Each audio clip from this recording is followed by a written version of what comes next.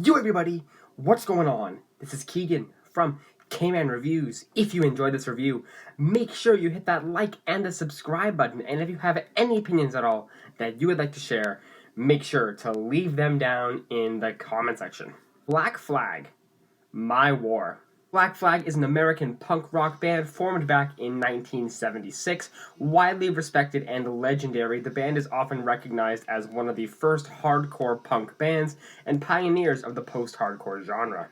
A band I've also yet to jump into all that much, but I'm glad to be doing so today thanks to a fellow YouTuber wanting me to review arguably the band's seminal and most influential album, My War, released in March of 1984.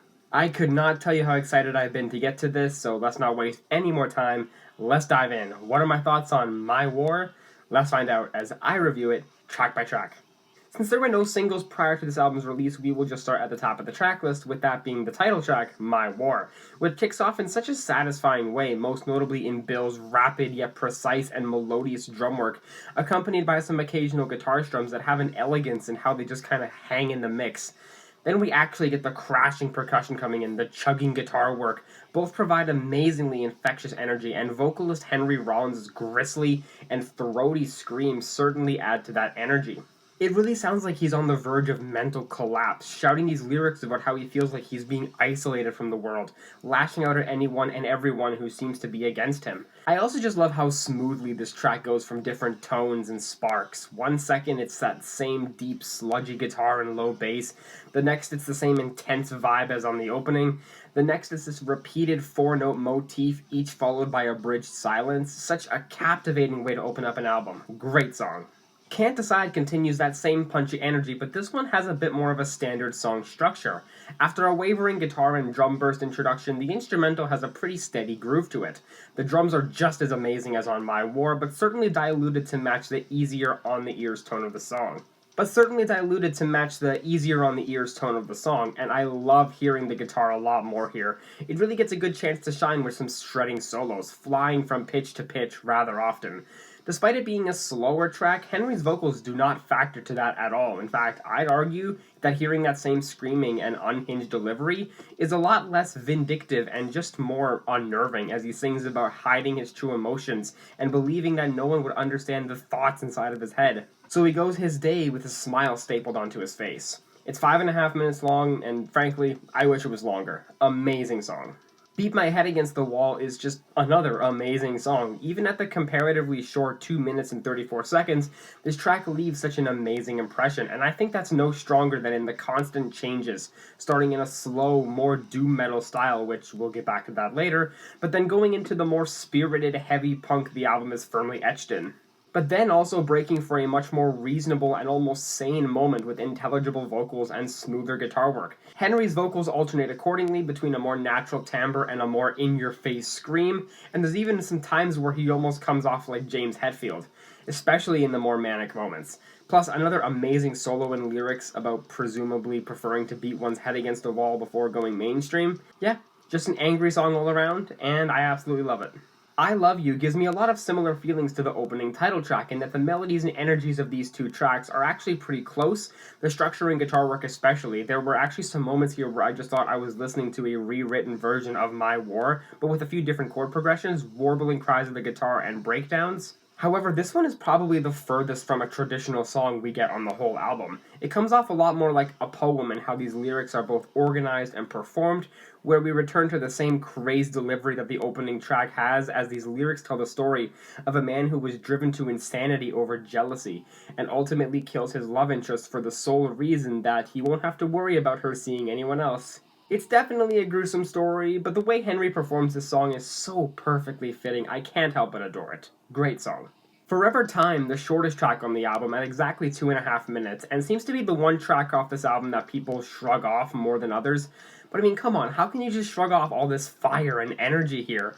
I adore the choppy, segmented, and crunchy riff throughout the track, and the back-to-back solos are yet more magnificent additions. The drum work on this song too deserves some praise. Phenomenal stuff, but also this song contains some of Henry's most coarse and aggressive screaming on the entire album. Hearing him shout time can be a bit repetitive after consecutive listens, but the way the screams are expertly utilized makes it feel a lot more melodious than just brash screaming as he's yelling about time, I think. Something about mortality, maybe. I don't really know about this one, but it sure packs some heat in its short runtime.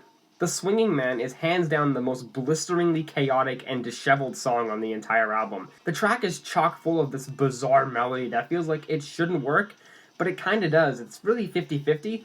The drum work seems to be paired well, being very hectic and wild. Bill flies over the kit here, and still manages to tie it all together into a loose yet fiery jam. The guitar work, however, is completely disorienting, especially on the solos. It almost feels like it was either recorded out of time or for a completely different track. Plus, the bass work also deserves some credit, especially when the guitar evaporates from the mix. But hearing Henry's shrieking and blood-curdling screams over this track is so invigorating, and that's just what I get out of this song. It's like a lightning bolt of energy, and I love that. Nothing Left Inside, which begins the infamous side B of this album, steers completely away from the mashing and bashing punk of the first 6 tracks, and instead we take a detour into sludgy, heavy metal a la Black Sabbath. In fact, the chugging of this opening riff reminds me of something from the Paranoid album, but this feels so much more guttural and powerful. The guitar work across this song is just so dirty, and when we get a bit more of a bright solo, that brightness comes off way more rough and brittle, but it's just so enjoyable to hear this slow, trudging song until it abruptly stops out of nowhere, which is a little bit weird, but adds an ominous silence to the end of the track, almost leaving the listener to revel in what the hell they just listened to. Henry's vocals still have a lingering fire from the first side, but with how he screams and wearily drags out the syllables, he almost sounds tortured and pained. It gives a completely different tone, and it's honestly way more gripping as a result, as he sings about having nothing left inside him, perfectly fitting for the aforementioned tone. Phenomenal track. 3 Nights continues the styling of Nothing Left Inside, opening up with a foreboding, repeating drum pound, letting the bass playing build up as the instrumental kicks in, and while it doesn't have the same flair or intensity as Nothing Left Inside, this one is very gloomy, and it doesn't let up on that all that much, as everything here is just so down and gray. The guitar work is mostly shrouded behind the deep bass, except for when the solo comes in, which certainly does fly, and as a result acts as the sole sunny moment on this song, but it leads to the downright crazed outro, not in any musical element, but what is happening in the vocals, which, by the way, an amazing contrast to hear Henry screams over the instrumental. But the lyrics here rhyme off like a play or a murder ballad, much like I Love You. It's very passionate and almost uncomfortable at times, hearing the growls and the backing vocal effects like hissing and barking. It's fascinating to hear this one done so well. Please, give it a listen if you haven't heard it. It is an experience and a half.